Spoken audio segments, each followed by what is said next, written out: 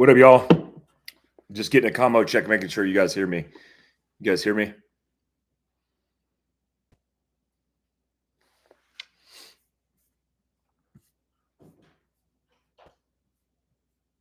Awesome. Awesome. So, hey, I'm doing a live prepared from the house because of all the things that are going on in the news cycle. Got out of Moab, Utah with Legacy Expeditions and all my buddies, my friends. I mean, it was a great time supporting Folds of Honor, which is a very good nonprofit. You guys, if you're investing any of your hard-earned money into any nonprofits, we take nonprofits very seriously because there's a whole bunch of scumbags out there doing stupid stuff. But Folds of Honor is doing really good stuff for veterans and their families. We got back from that trip and this stuff just kicked off. I knew that the election cycle, I knew that the Israel hostage release was big news. And then this hit the headlines. Good friends of mine who are in the intel community who track this kind of stuff sent me a whole bunch of clips and a whole bunch of tweets and all the open source stuff that was being reported. And this is a great example of how this is going to work when or if it's confirmed it happened for real. Let me get you guys up to speed on what I know. So, two people driving a vehicle this afternoon. There's 4 checkpoints near this area, which is about 30 minutes north of Buffalo, New York International Airport. They crashed into one of the 4 entry points, crossing into Canada on one side, crossing in from Canada on the other side. They reported this initially as an explosion, a vehicle-borne improvised explosive device that injured one of the Border Patrol agents. Now, the first thing I thought was, wow, these guys are really bad at their job. They had one job, to collect themselves off and martyrdom and not mess it up and make their impact. And according to the initial reports, they made an impact, but they did so by blowing themselves up. Then it came out, as you guys saw, that this wasn't potentially a terrorist attack. And then it was a war of the national media going to head. If you guys are listening to this and you're watching me on TV, some of you guys are watching me on TV. If you have the opportunity, go on your phone or go on your spouse's phone and look at the video that I just posted on my Instagram at mike.a.glover. I just posted a video of the vehicle from a security camera appearing to be on the U.S. side, I believe. It could be the Canadian side. You guys could tell me. And it shows the vehicle traveling what witnesses had said was 100+ miles an hour before it looks like it hit a ramp. Now, when you watch this video, it looks like it's AI generated. Like some people on the Twitter page that I follow that reported this video said it looked like an actual AI video, or it was artificially made. I don't jump on the artificial AI conspiracy theory bandwagon this early, but there's a lot of things that concern me about this whole situation across the board. Let's run with the course of action that this was a freak accident. If you're going 100 miles an hour in this area, which I've gotten direct messages where people told me there is no place that you can get up to 100 miles an hour. It kind of looks like a Tesla. I can't tell what kind of vehicle it is besides a white sedan, but all I could tell from the video, which is tracking in real time, you could see people moving around in real time, that this vehicle was going crazy fast. Then it hits a jump, and if you zoom into that video, or you have the ability to see it on my Instagram, dude, it clears 100+ feet before it fraps into what is the checkpoint. Now, initially, the news reported that they made it through an initial checkpoint, initial screening checkpoint, got bypassed that, and then continued to move. And at the second point is where they exploded. Now they said obviously they detonated an explosive device, but on the video, not the video that I posted, but on the video that's open source right now, there is a video of it exploding. I've seen car accidents. I've seen vehicles smashing into walls, into each other. You could watch it right now. You could actually go on YouTube and look at these videos. Cars do not explode the way this car exploded. Now, if the perfect recipe, all the variables were aligned, all the stars were there and aligned, then yes, there's quite a possibility of the fuel tank exploding. It happens. I mean, I've seen a car accident 100 feet from Fieldcraft HQ when it was in Heber City HQ, and the vehicle burst into flames and melted to the ground with casualties. But this vehicle, based on the speed and the impact, definitely exploded. Here's what I'm thinking, okay? On one side, we're a country living in fragility. I mean, day to day, we are just waiting for the imminent attack because of all the things going on in the world. Simultaneously, on this day, today, is the first day of the ceasefire that was brokered by Qatar, between likely United States, Egypt, Israel, and Hamas, where they're going to do a 6-hour ceasefire per day for 4 days. We're looking at a total of 50 hostages, 20 women, and 30 children released in this exchange. The exchange is a 1-to-3 exchange because they're releasing 150 Palestinians. Now, if you do a little bit of research about the Palestinians they're exchanging, they're not Hamas. I mean, there are some people that were accused of terrorism, but most of them are civilians that were rolled up and put in prison. Everything from throwing rocks to planning terrorist attacks. And that's taking place right now, coinciding with this. Okay, let's play the course of action that this is a terrorist attack. What does that mean? Well, it means potentially this is a phased operation, a longer strategy over the course of a campaign that's unknown to us, where we're going to be attacked and it's going to create chaos. Now, let's go with the course of action that it's not a terrorist attack, but it's just deliberate. What happened today within minutes of this being reported? I'll tell you, because I know. One, you might even know more. Comment on the side. And guys, I'm going to give the opportunity because I see some super chats, dudes coming in here. I appreciate you guys. I appreciate all the support. I actually appreciate you joining us. It's really rad that you guys are on live with us today. I'll be answering questions at the end. But it's really insane that within minutes of reports, real or not, within minutes, a few things took place. One, they locked down every government building within the vicinity of this area, to include all the way back to New York, Buffalo, New York, which is about 30 minutes from this physical location of where this explosion took place. And they locked it down in heightened security. Got that. Makes sense to me. You don't really know what happened. There could be other attackers. I get that. Within minutes, Buffalo, New York shut down its airport and started screening traffic in and out of the international airport there in Buffalo. On top of that, the FAA shut down all inbound international flights and shut down all outbound international flights.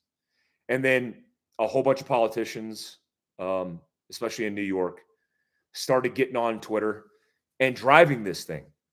I mean, I jumped on the bandwagon. I was careful not, because I knew either way that if it was real or if it wasn't real, that this could be deliberate. I mean, what I mean is, if it was real, like an actual terrorist attack where they exploded themselves, got their jihad on, versus whether or not it was deliberate or an unintentional almost made no difference because we reacted the same. The paranoia was the same. I tweeted out early on in the day. Let me just tell you specifically what I said.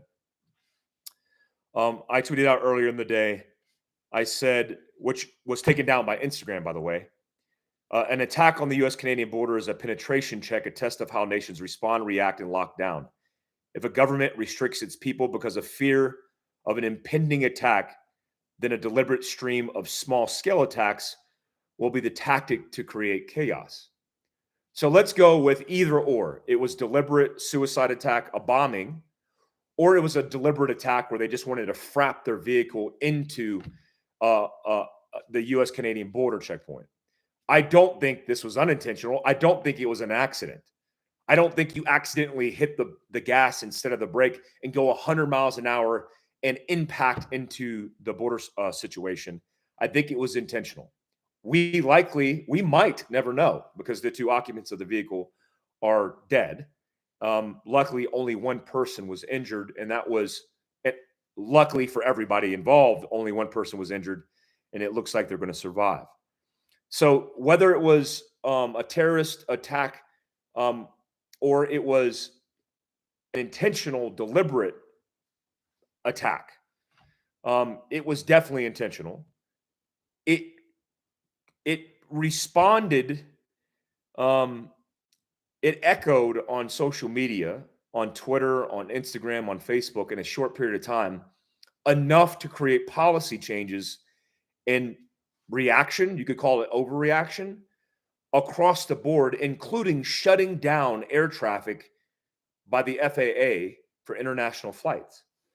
I know the Joint Terrorism Task Force in New York likely put out the pager, the all call for everybody to respond, and they heightened security.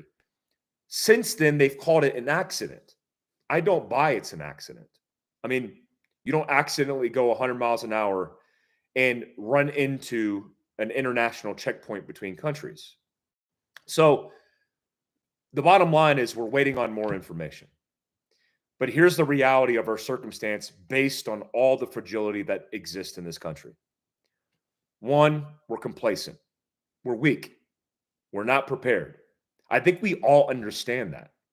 I think a lot of people who listen to this show, a lot of people who are paying attention to small news outlets, Tucker Carlson's certainly not small, but listening to Tucker Carlson speak truth over national media outlets, what we're beginning to realize is the national media has always had an agenda. That's actually one of the profound things that's a positive about social media and YouTube and this kind of audience, this kind of interaction and relationship, is we can get down to the bottom of truths by digging in the weeds. You're like the Reddit investigators. You're the YouTube investigators who are going down the rabbit hole, talking to actual sources because you have friends that are potentially there on the border, friends in the JTTF, friends in the New York Police Department, friends that are politicians. And we can get to the bottom of it before the national media does, because the national media is going to spin a narrative based on what they want to provoke or what they want to keep silent. It would be very bad if this turned out to be an accident, because the Biden administration has actually positioned themselves as being an advocate for Israel. And this is me speaking unbiased. One, I'm not Jewish, and I'm not Arab. I'm not Palestinian. I'm not Muslim. I wasn't raised in Judaism. I'm literally not bought into any debate or argument besides taking my experience and applying reason, logic, common sense, and a little bit of opinion based on my experiences. I don't have skin in the game. So what I'm saying about Israel and Palestine is coming from an outside perspective, not an internal perspective. When you look at the Biden administration's backing of Israel, it would be to the benefit of the Biden administration to have something take place like this. Just like it would be beneficial for Israelis to be attacked by terrorists. They didn't want it. I don't think anybody would want a terrorist attack, but it would benefit them in their um, the provoking of all the things they've been saying, because it's confirming they're biased. They've been saying it, right? America's been saying it, and here it is happening in our own backyard. If this turns out to not be a terrorist attack, I mean, we'll know that within the next 24 hours, then it's not going to look good for the administration. But it also doesn't look good for us as a country, because as a country, we are literally locking down American citizens based on tweets, based on secondhand information, which is what got us into this problem in the first place. Like, the reason we're in this situation, being such a fragile and complacent country with a horrible administration, horrible leadership, horrible foreign policy, horrible economics, is because we're not listening to the intuition that exists in us as people. We're not listening to our neighbors. We're not interpersonally listening to each other. We're not interpersonally listening to our own family and friends. We're certainly not listening to ourselves. What we're listening to is tweets, national media, politicians, which are all the wrong humans to be listening to, unless we want to continue to go down this rabbit hole and circle the drain. Look, here's what I think is going to take place in the near future. I think there will be terrorist attacks. Certainly, if you look at the country and all of the protests that have taken place within the last 30 days, it's not just volatility or fragility or the catchy word that says, hey, man, we're not healthy. It's violent extremists that hate the Western world. There are people in our country that are both illegal because they poured across the border that doesn't exist. I mean, a border has to actually be a border. It's just an open space. There are millions of people in this country. There are legal citizens of this country who hate this country, who hate what we stand for, who hate freedom, who hate Western ideals that allow them to get on their soapbox to talk about how poor we are as a society and not policing up the world, which is the reason this took place on October 7th. And that scares me as a nation, because that wasn't September 10th. September 10th was just a happy-go-lucky, merry band of citizens living their best life who were complacent, and September 11th happened. This is a very different world. When you have people chanting death to Israel and death to America in a square that happens to be Times Square in the United States of America, that's scary. When you have a Department of Justice that's focusing on the existential threat to domestic terrorist domestic terrorism and national security being white nationalist, which is the biggest threat to security in America. I don't even I'm not taking up for white people. I mark Asian on the FFL transfer. But when you have a government that's identifying domestic terrorist threats as being the white nationalist, the right-wing extremist, and not the jihadists that we've been fighting for 20 plus years, not the member of ISIS or the dirty Iranians in the last month who have made them their journey across the border, 3 of which were on the terrorist watch list. When you're not considering there's an entire ideology that we fought, that a lot of Americans paid with their lives, that killed 3,000 people on September 11th of 2001, that's not the threat to national security. It's just the radical white dudes who protested on January 6th who looked like a bunch of dummies, but literally just fumbled themselves into a Capitol building. And that's not a threat. That's the biggest threat to our national security.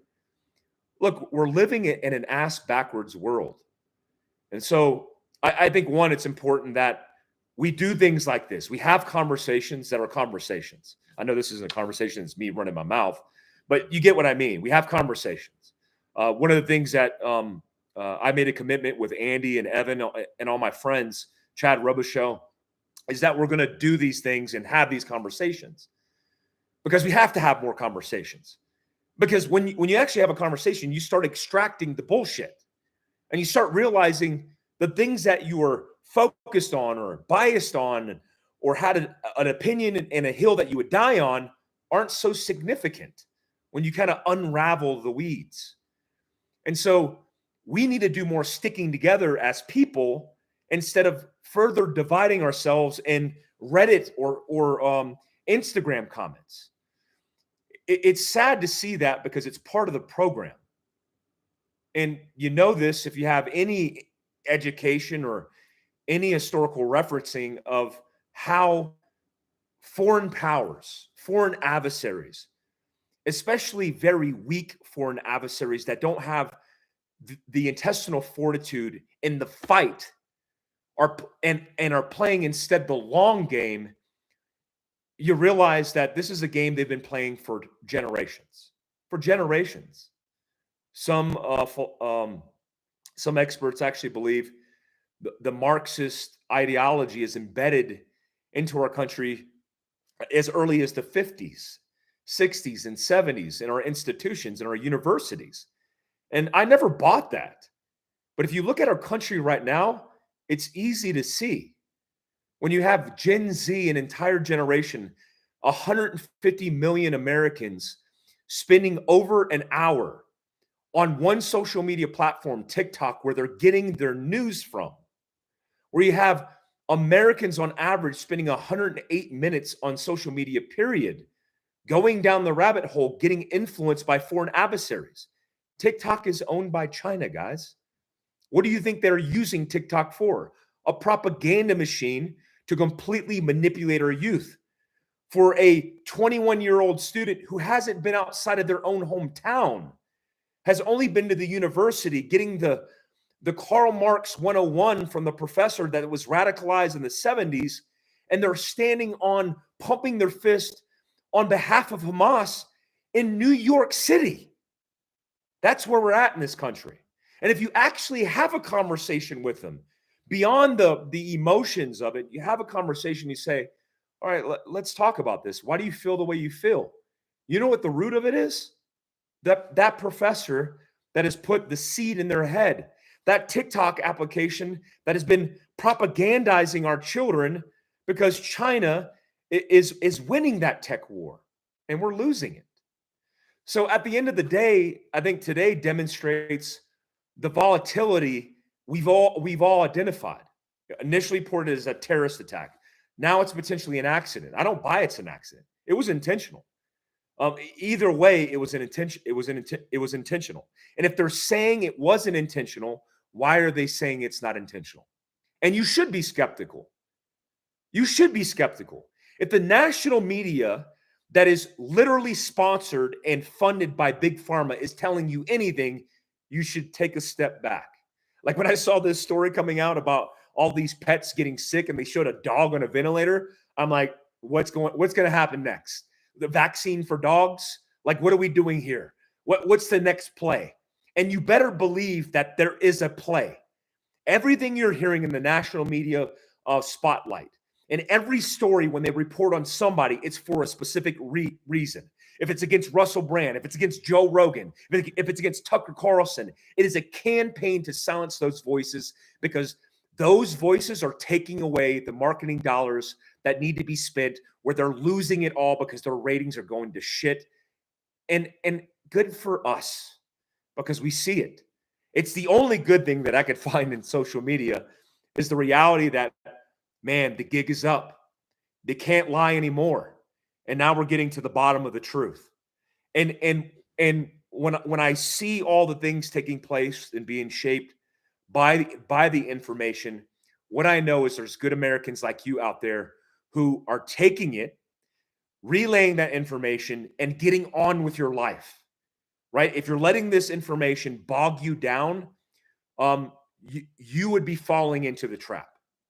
But if you're using this information, you realize, man, I can't depend on all that I've outsourced. It's time to start insourcing these things. Then you get it. Then you understand it. We can be better prepared. I'm getting on Fox News tomorrow morning at 5 in the morning Eastern Standard Time, which is crazy because that's 3 o'clock in the morning here. But I'm doing it because I want to have a voice on national media because you can't control me. I worked for the government for 20 years, and it was an amazing journey with the men I served with. Not so much with the government institution. Guys, the first time that I went rogue in my government job was when I went on Fox News post Benghazi, and I was a whistleblower.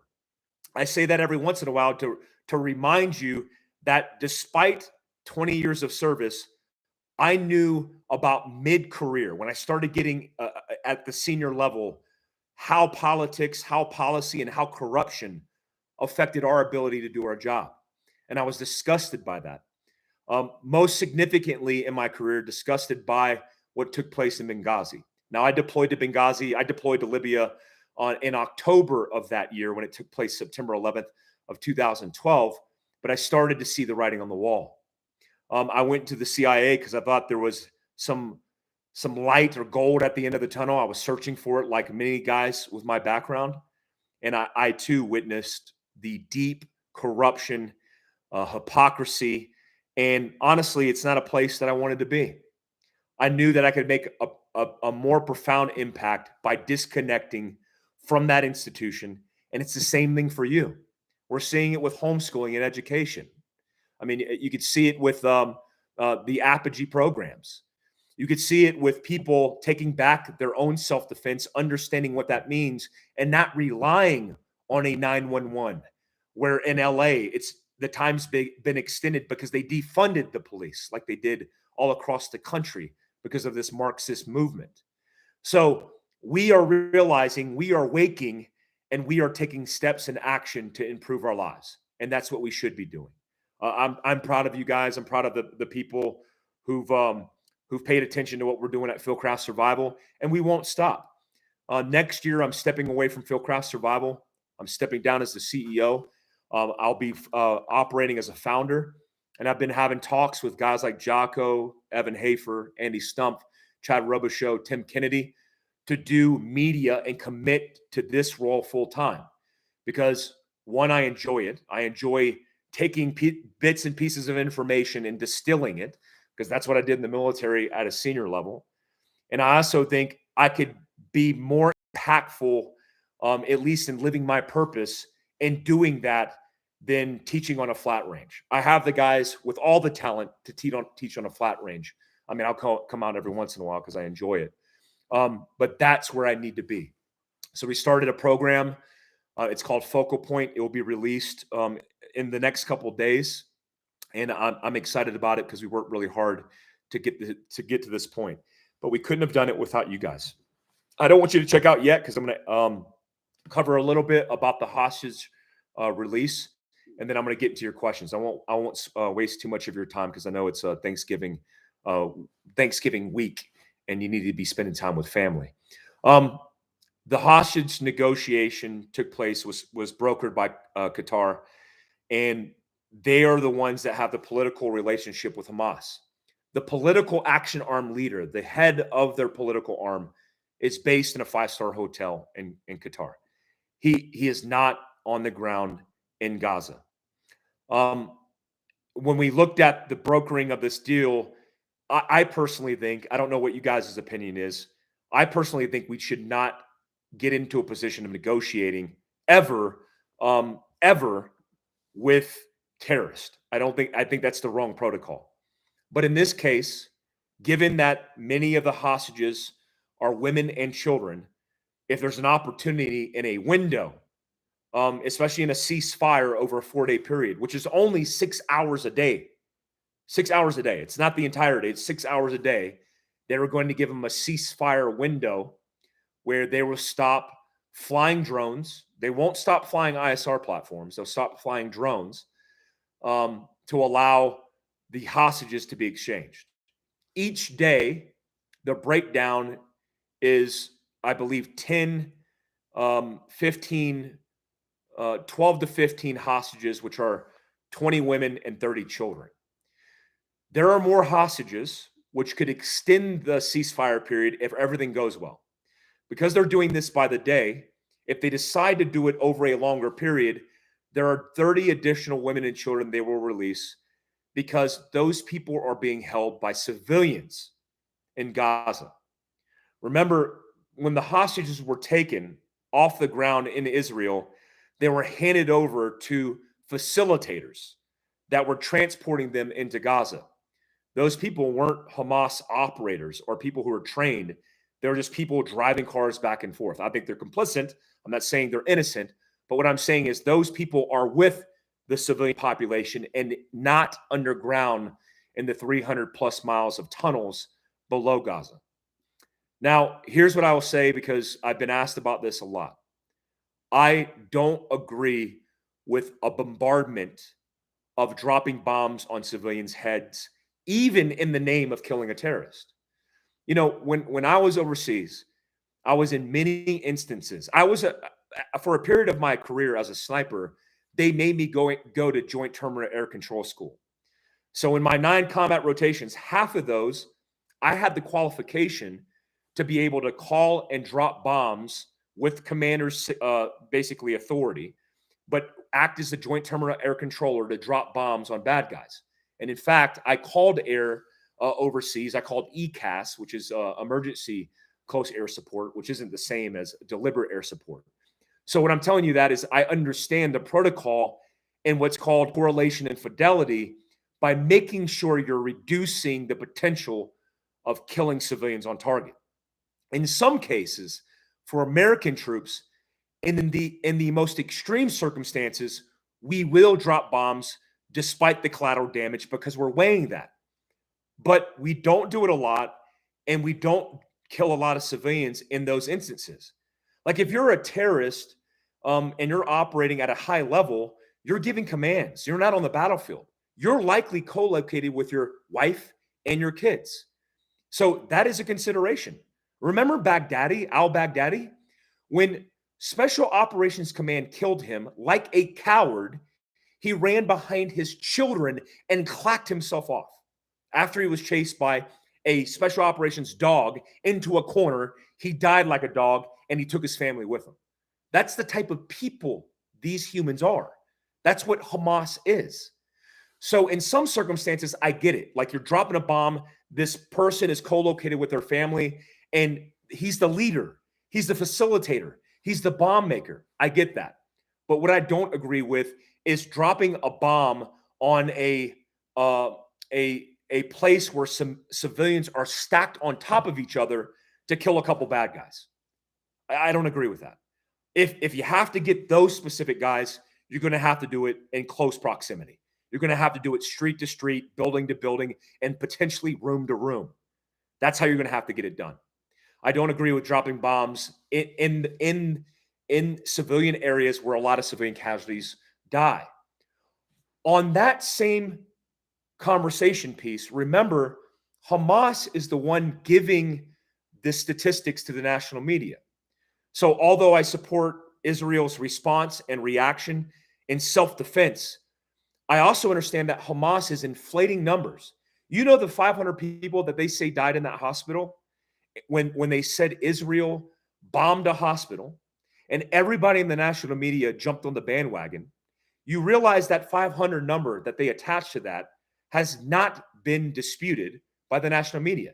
It's part of the 10 plus thousand now as a statistic they're running with. Now, I know the number is definitely hundreds, potentially thousands, but that was a parking lot. That wasn't a hospital. Like I was watching the news report talking about this on Prepared, where in the hospital, there were people walking around with the electricity on. And in the parking lot where it looked like it had been hit with a gas bomb because there was black soot from the carbon that burned really fast everywhere. But there were cars sitting in place. And a rocket, a mortar, not even a mortar, I would say a rocket or a missile strike doesn't do that. There was no crater. There was no explosion that pushed material out. There was just burned out cars in a parking lot. while they were showing that, MSNBC was reporting that 500 people died in this attack. And I'm like, interesting. And they're like, well, we can't get news media in there. I'm like, there's somebody literally recording the parking lot from inside the parking lot. Like that news footage came from Hamas. So these are the things that we're like in the middle of. If you ask most Americans, the bottom line, they'll tell you it's just too much. It's like hands off. Like I don't want to entertain this. Here's what I will say. I used to think differently about this because I used to turn off the national media. I used to turn off the news. I used to turn off guys like me, and I didn't want to listen to it.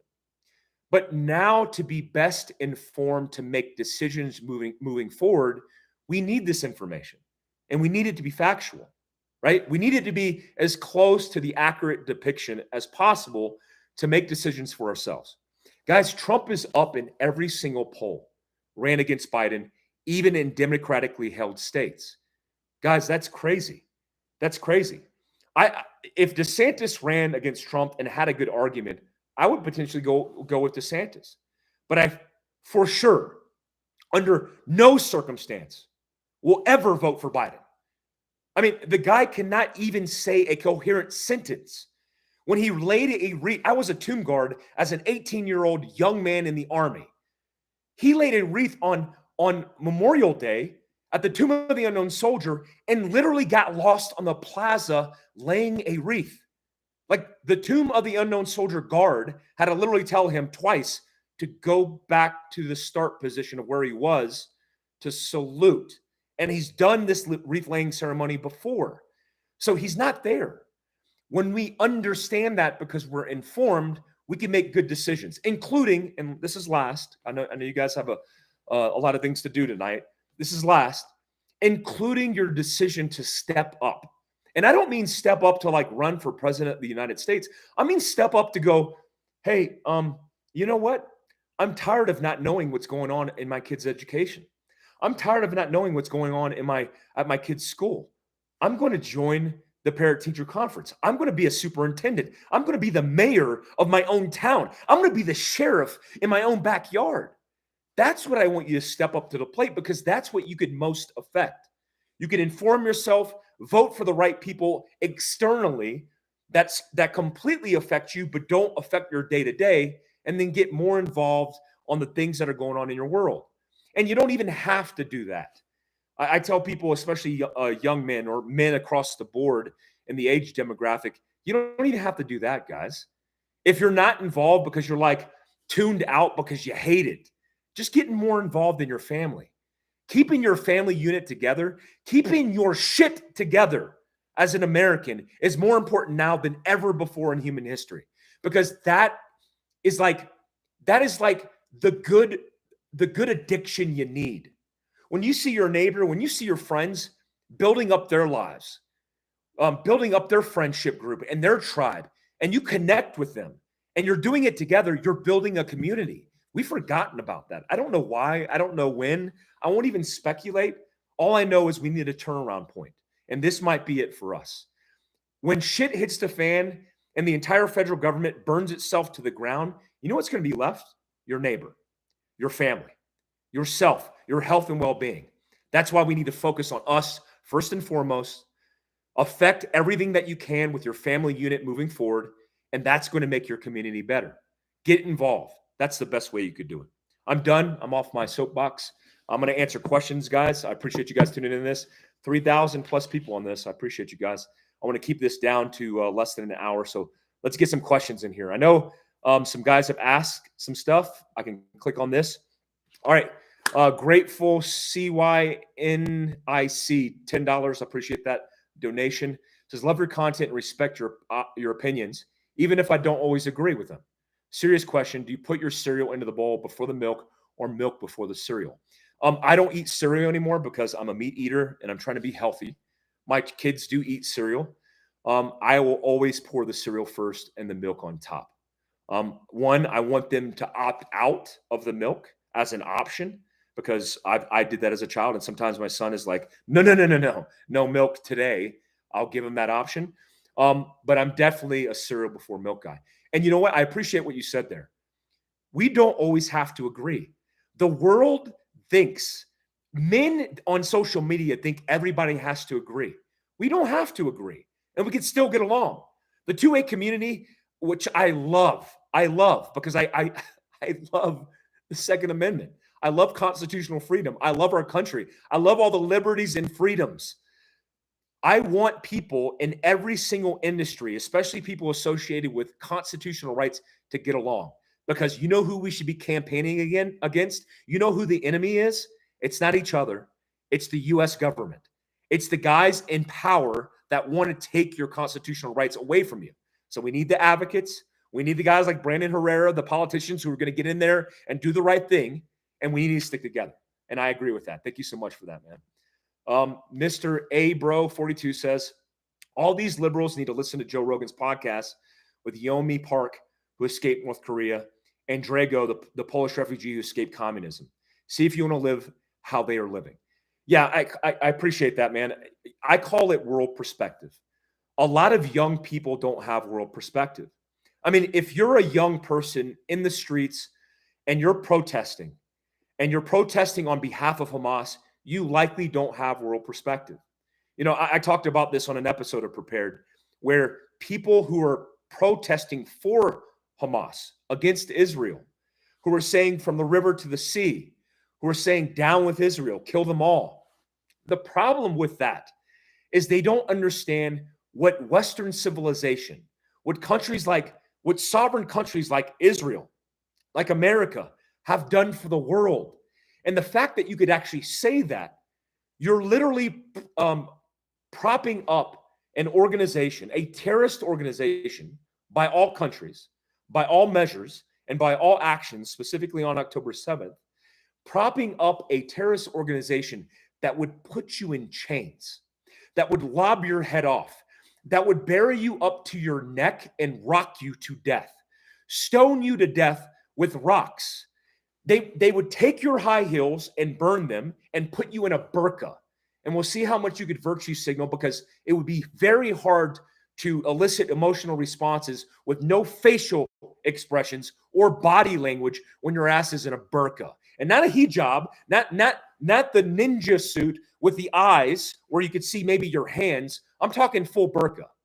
I'm talking about gloves. I'm talking about you can't see your eyes and you can't see your ankles. Ankles on a good day, and it's a slip up at best. I appreciate that. I got another super chat here. You said Cameron says you're on a meat diet. What is your day-to-day for breakfast, lunch, and dinner? So I slipped a little bit because I'm recovering from this surgery. I'll address this as well. I have 4 artificial discs implanted in my spine. That's from about 20 years of military service. A lot of it having to do with the helmet that I wore on my head, specific injuries and free fall, even vehicle accidents in the military, jumps, static line jumps especially. And I, for about a 30-day period, try to eat clean, but I lost 10 pounds that I haven't been able to keep on because of this situation. I eat a modified diet that I coined myself. I eat meat, right? So I eat high protein, more than 200 grams of protein per day. I supplement a lot of that protein with either Jocko stuff or First Form stuff. I'll have protein shakes and supplement it, but I'll eat breakfast. I'll eat eggs that are from my chickens in the backyard with elk, venison, mule deer, you name it. Protein is key. I also will eat meat throughout the day and supplement some carbohydrates, but I'll never eat more than 30 grams of carbohydrates a day, and I'll never take in more than 10 grams of sugar a day. That allows me a little cheat every once in a while. If I'm feeling like I need more energy, I'll eat rice. But once you get on this level, not in ketosis, this isn't the keto diet, but once your body gets accustomed to doing that, 1, you're getting more protein, which is keeping on lean muscle mass.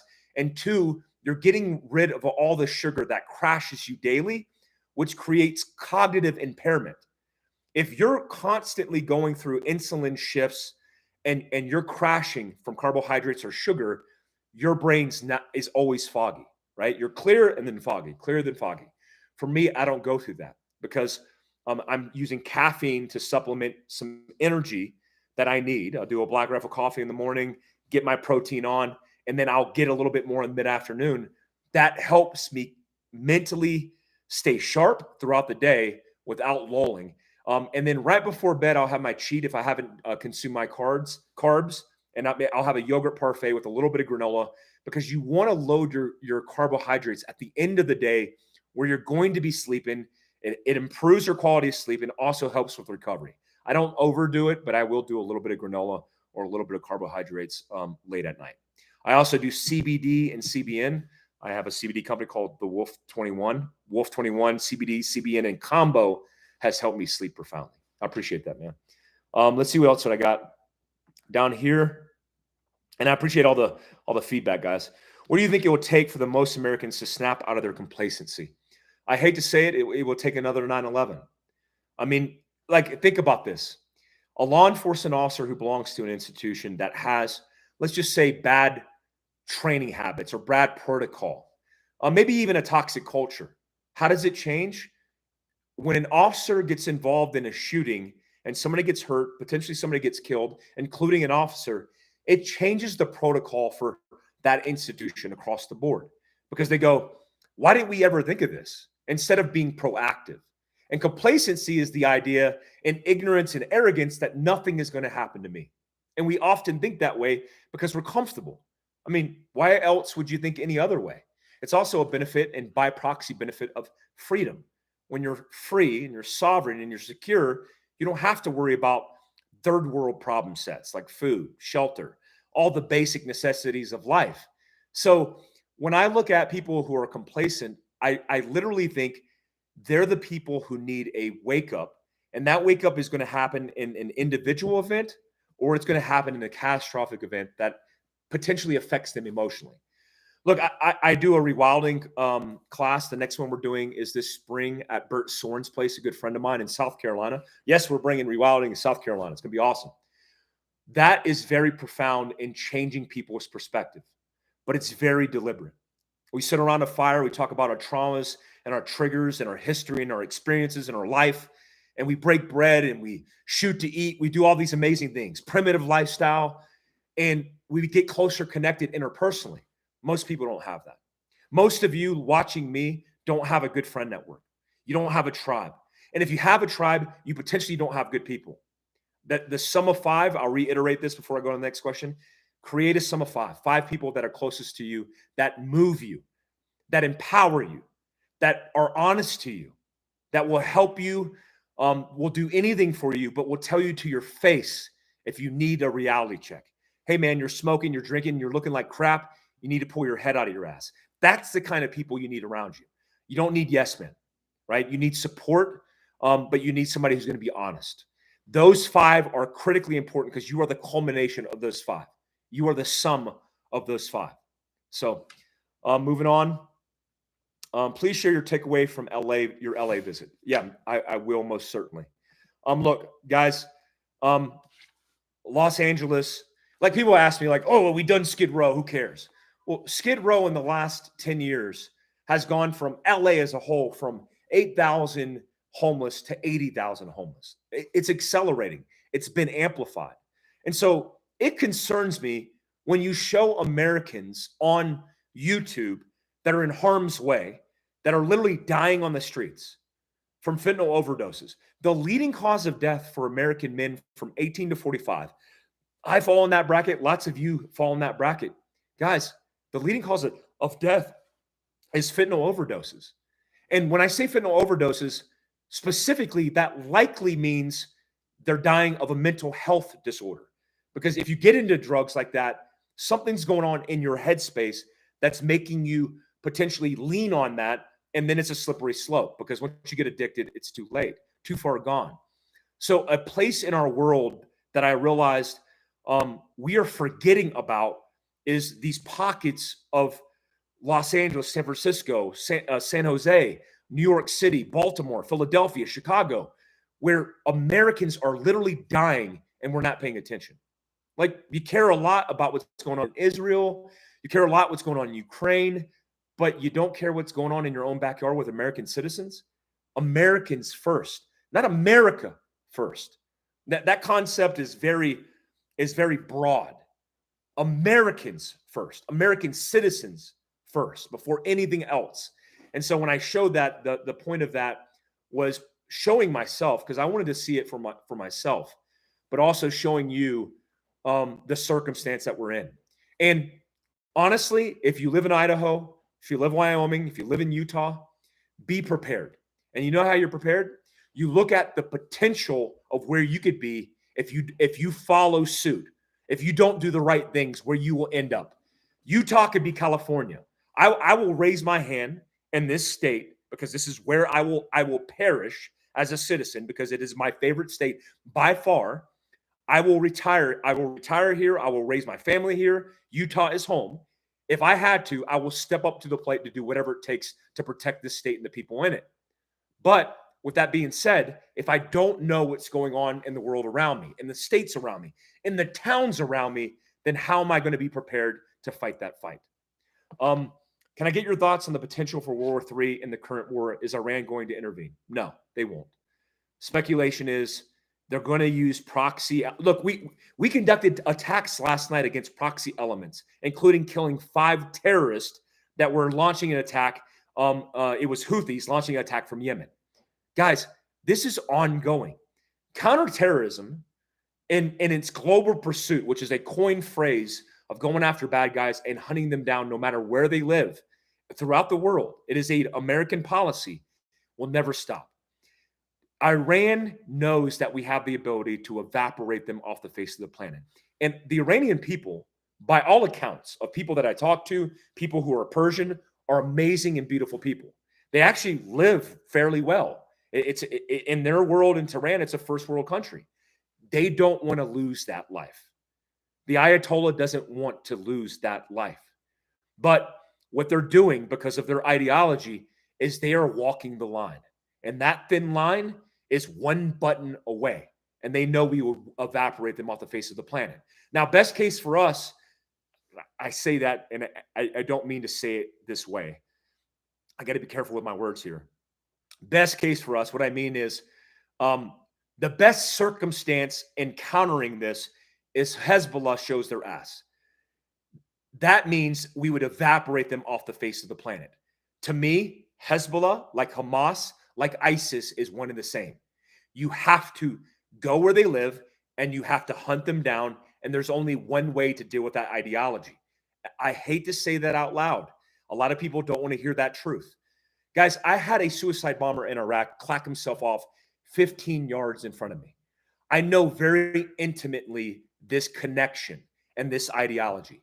I have also fought side by side with Muslims who understand the radical version of that ideology and what it means if they don't fight and campaign against it. It means the freedom for all their families, for all their livelihoods. Their women will be locked in chains. They will fall into Sharia law, and we can't afford that. Iran knows their position. They better be careful because we'll cut off all the extremities, and what's going to be left? Nothing much. They'll be blowing it through a straw in a wheelchair, navigating the world if they're not careful.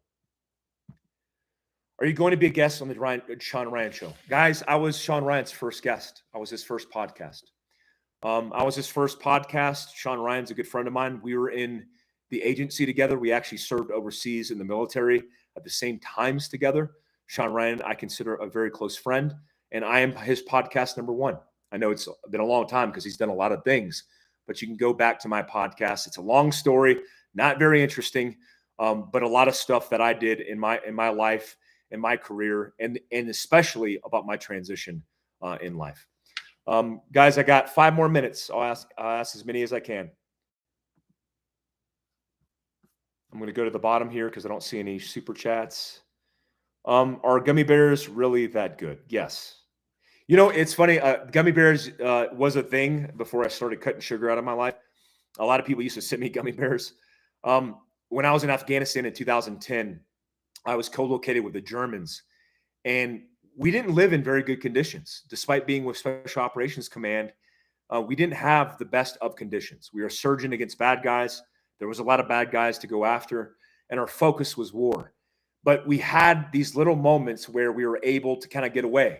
And some of those moments I remember intimately, going over, spending time with the KSK, the German special operations guys, and also going into their little commissary and shopping and getting very good German beer and German gummy bears.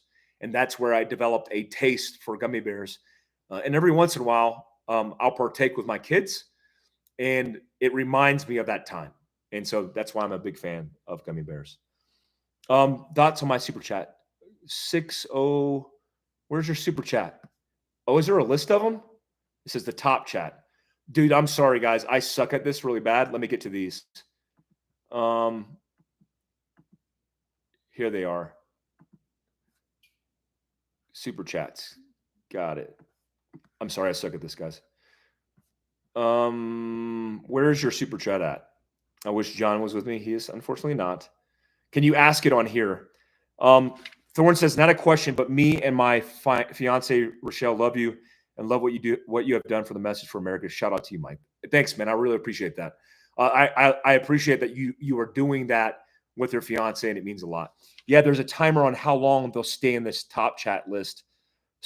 Where is the super chats at?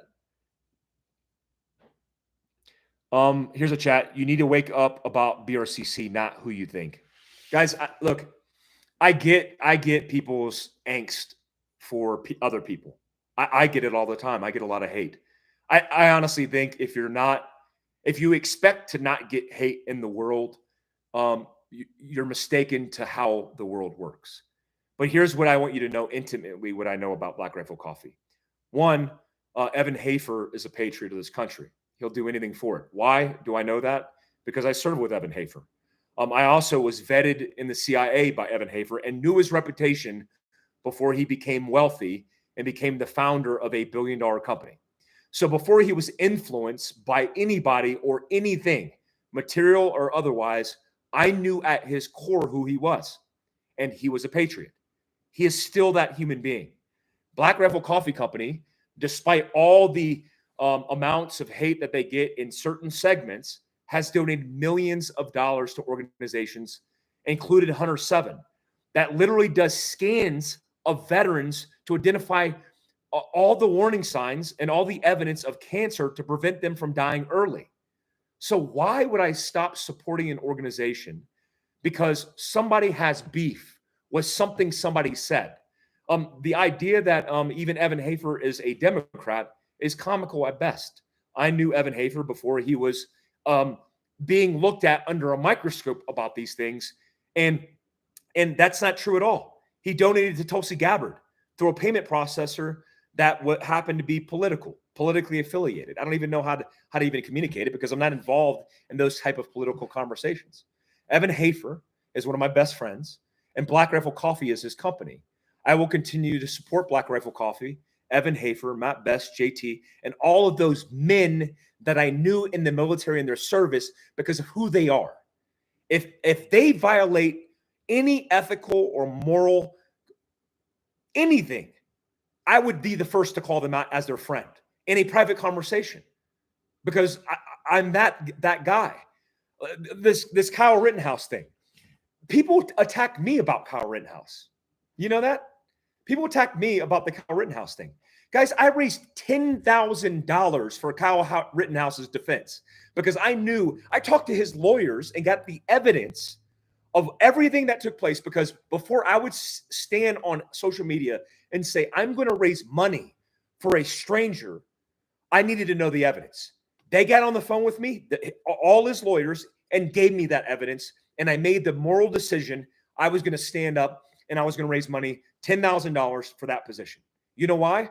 Because that's my job. My job is self-defense. I teach it across the country. That's my job and that's my role. You know whose job that is not? A coffee company's job. And so when he came out and said, hey, we don't want to get involved in this, that was their position. Now, could they have done things better as far as the PR campaign? Absolutely. They didn't get ahead of it. But they're a coffee company. Expect that from me. Don't expect that from Black Rifle Coffee Company. You don't make those decisions when you go and buy paper plates and plastic forks for your picnic at Walmart. So then why are you holding Black Rifle Coffee accountable for something like that? When you're making opinions and options every single day as a consumer and not judging those companies based on what they've done. I mean, if you want to live that way, do it, but be conclusive about it. Don't accuse me of being a Chinese sympathizer on your Chinese phone. You know, don't be two-faced about it. Been watching you since SRS. Oh, thank you. You saw the first Sean Ryan. Thank you for everything you do for 2A. Wish I could afford to get trained by you and your team. Yes, we are expensive. I'm not going to lie. Running a business is hard. We are expensive. Right now, you could actually save 50%, up to 50% on fieldcraftsurvival.com because that's what we're doing. That's a sale that we're running for Black Friday, including some training. Let me say this. I knew that going into this job, and I hate it because I don't want training. In fact, I want training to be a smaller segment of my overall business, and I want to train more for free. Every Wednesday, every single week, my company trains civilians at Fieldcraft HQ every single week. We get 20 to 100 people every single week that come in here and train. My hope for you, which I will do very soon, I promise you, I will start offering that online on Fieldcraft Survival's YouTube channel so we could start streaming it so you can get that education. We need to do that because, dude, I get it, dude. I'm $600 a slot per day for 5 hours of my time. That's what it is. And people pay for that. And it sells out. But a lot of people can't afford it. When I was an E5 in the Army, I could not afford that. And so we will do our best to make sure we strike that balance to offer that training for free. On our app, we have a free side. On our YouTube, it's free. All of our podcasts that Kevin Estella and my team does is free. But thanks for supporting us. I hope that you do train with me someday. May the whiz be with you. Hello, Mike. Thanks for everything you do to make things a bit fun. What is your current EC? Happy Thanksgiving. So right now, guys, I'm carrying a fanny pack, a Fieldcraft fanny pack, which is the low vis one. There's kind of like a overt one and then a low vis one. I prefer the low vis one because it fits my subcompact better. I'm carrying a 365X macro, which is that new SIG pistol that has 17 plus 1 rounds. I have a TacMed Solution Soft T Wide, an orange one, tourniquet that I'm carrying in my bag. I have the Mini Speed Goat by Montana Knife, which is a cool little knife. I use it mostly for opening boxes, but you could use it certainly for self-defense. I have a micro Fieldcraft light, just a light that we sell in-house. It's a really small micro light. That light is actually made by Cloud Defensive. And I have a BCK, a bleeding control kit made by Fieldcraft Survival.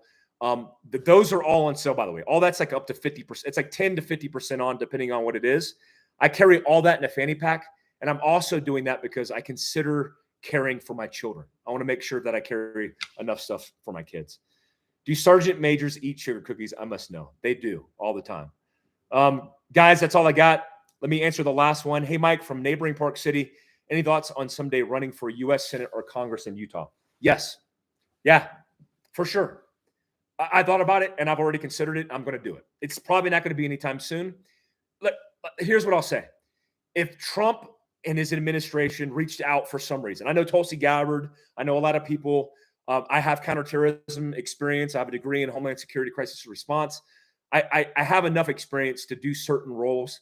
If I was asked by anybody that I respected to step up to the plate and abandon everything besides my family, abandon everything that I do media-wise, I would do it for the government. I would do it for this country because I think the right people need support.